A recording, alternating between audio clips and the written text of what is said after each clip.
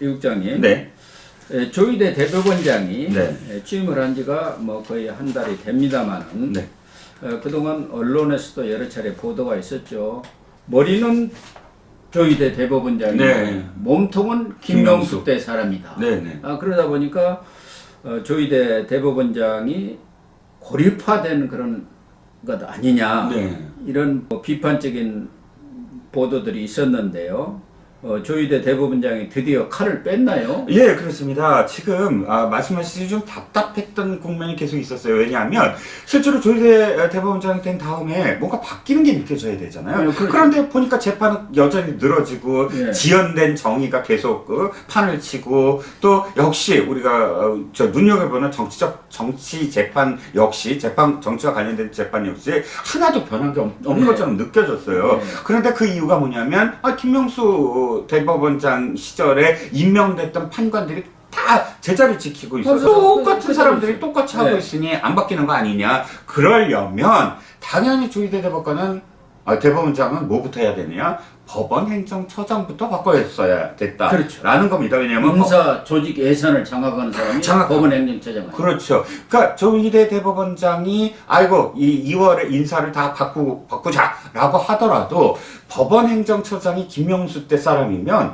불가능하죠. 왜냐면 그 법원 사람이 행정처장이 다 입안하고 김명수 때 사람이 틀을 지 않으면은 그렇죠. 아무리 조희대 어떤 인사 철학이 있다고 하더라도 그게 그대로 스며들 리가 없지 않습니까? 그렇죠. 왜냐하면 법원 행정처장이 진짜 그 모든 것들을 관할하는 실무 책임자이기 때문입니다. 네. 그런데 이번에 법원 행정처장을 임명을 했습니다. 내정을 했습니다. 바로 천대엽 대법관으로 내정을 했습니다.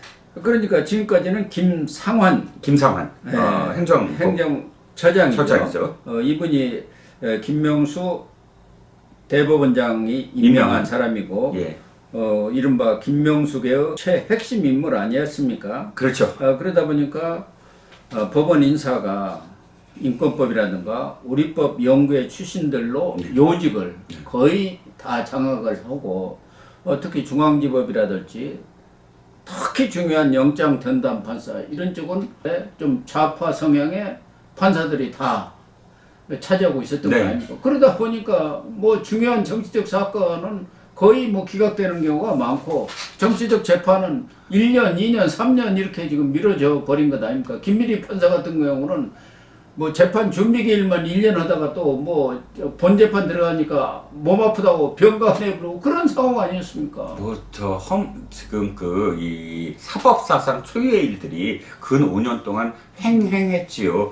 황운하 의원만 하더라도 의원직 다 끝난 다음에 지금 뭐 아직도 제대로 재판이 이루어지지 않고 있고요. 임기를 다 마치게끔 만들어주고 있습니다. 그러니까 그야말로 이제 법원 행정처장을 빨리 왜 안 바꾸냐라는 목소리가 높았는데 뭐 어찌됐든 지금 천대엽 대법관으로 바꾼다고 하고요. 또 보니까 이 천대엽 대법관이 굉장히 중도적인 어떤 인물이더라고요. 예, 그동안 쭉 그런 입장을 중도 보수적인 입장인 것 같아요. 뭐 좀 그렇죠. 예를 들어서 최강욱 재판도 대법관 시절에 최강욱이 유죄 확정을 정경심 냈고요. 예. 그 자녀비리 입시 사건도 여기서 4년형을 확정을 했잖아요. 그렇죠. 그 가장 핵심이 그 PC거든요. 네. 그 PC가 조국 그러니까 정경심 측에서는 그거는 증거가 될 수 없다 라고 주장을 했는데 그 유무가 굉장히 중요한 어떤 재판의 핵심 부분이었는데 이 천대엽 대법관은 그건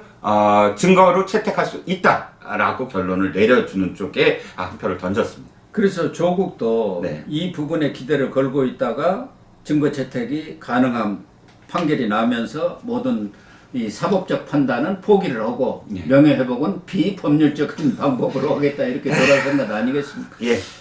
특히 천대엽 이 대법관은 청렴한 분으로 아주 유명한 모양이에요. 그렇습니다. 지금 그 직전에 조희대 대법원장이 청렴하다 우리가 그렇게 칭송을 했는데 그보다 더 사실 청렴하신 것 같아요. 보니까 이 재산이 2억 7,338만 원이라고 등록이 됐어요. 이게 그 고위 법관 144명 중에 꼴찌였다고 합니다. 그런데 재산이 이렇게 적은 것이 큰 자랑은 그렇습니다. 적어도 대법관까지 할 정도의 정상적인 법관 생활을 했다면 정상적으로 보통 사람이 볼 때도 과하지 않을 정도, 그 정도의 수준이면 이런 정도는 사는 것이 또 어떻게 보면은 당연한 건데 네네. 그렇지 못한 것은 뭐 나름대로 뭐 이분이 그렇다고 해서 무슨 낭비를 전혀 했으면 전혀 없을 예, 이유 예. 없을 거고 법정에서 굉장히 존경받는 그런 그래서 그것도 이게 전셋집인 것 같아요. 그렇죠. 그리고 또 오포라고 분당 넘어 있는 경기도 예, 그 경기도 오포에서 오포가 여기까지 한 1시간 정도 걸리는 그 지역에서 직접 출퇴근했다고 하고요. 어쨌든 참 청렴하시고 또 법관으로서는 정통 법관 그렇죠. 그런 분인 것 같습니다. 대법원의 그 연구관, 재판 연구관이 뭐 2회 연속 뭐 계속 한 7년인가요? 8년 근무를 했고 고법 수석부장을 했고, 그러니까 엘리트 코스를 다 지금 걸었던 사람이고요. 그러니까 조희대 대법원장은 천대엽 대법관을 법원 행정청장으로 속으로 이미 정해놓고 본인한테 타진을 했는데 네. 계속 고사를 해온 것 같아요. 그러다 예, 예. 보니까 지금 늦어져. 이게 인사가 늦어진 건 아닌가. 그렇죠. 이게 지금 법원행정처장이 대법관 중에서 뽑아야 되는데 그러니까요.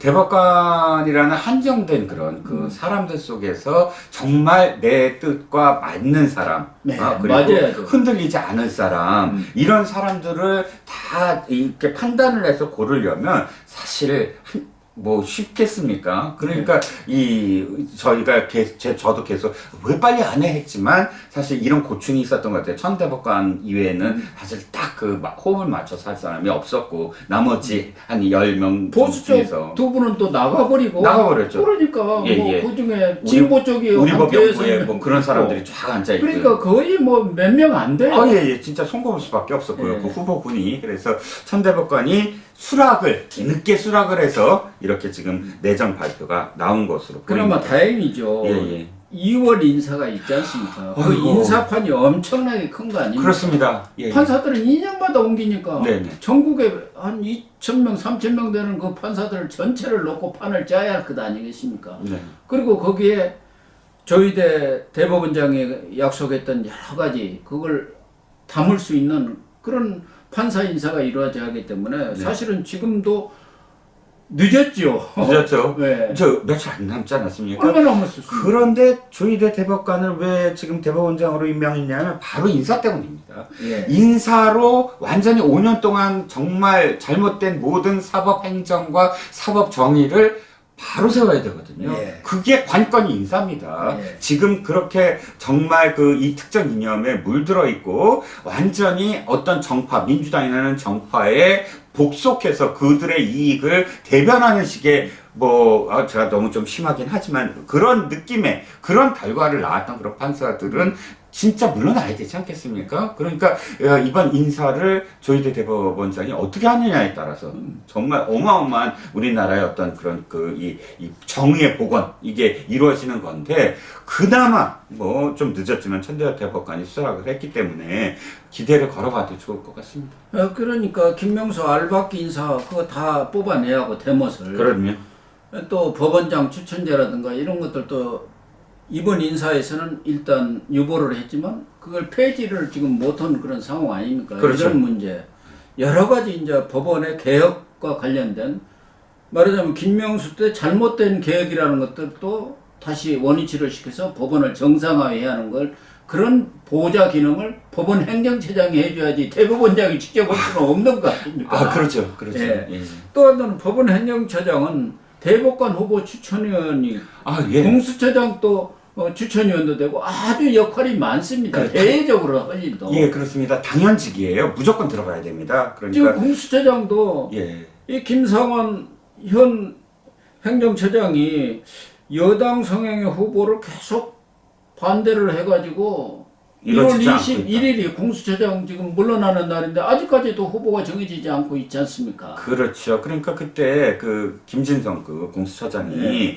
김성환. 아니요. 공수처장이요. 공수처장이 그 차장한테 보낸 문자 메시지가 네. 마치 자기네들끼리 차기 후보를 막 고르듯이 그걸- 누구 어쩌고 했잖아요. 그게 딱 김상환 이 법원행정처장이 있기 때문에 네, 그렇겠죠. 네, 있기 때문에 그걸 믿고 입맛대로 네. 해야만 자기들이 안전하다.